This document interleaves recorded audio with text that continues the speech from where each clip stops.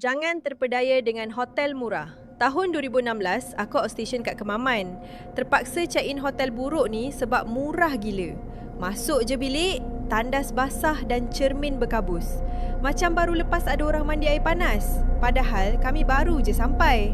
Petang tu suami aku keluar, tinggal aku seorang. Tiba-tiba aku dengar budak-budak main kejar-kejar dari dalam bilik aku sendiri. Jelas gila suara budak jerit. Dia dah datang balik. Bila aku gelak tengok movie, benda tu sambung gelak sekali. Tapi kat part yang tak lawak. Malam tu lagi dahsyat. Tengah tidur ayam, ada suara garau bisik kat telingaku. Sejuk tak?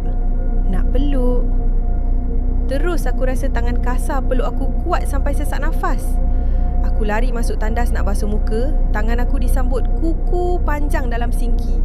Suami aku pun kena. Dia nampak budak tak ada hidung mencangkung depan muka dia. Pukul 2 pagi tu juga kami heret beg lari keluar. Tak peduli dah.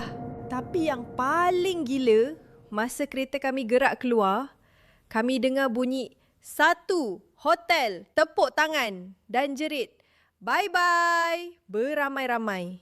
Dorang sorak sebab berjaya halau kita orang.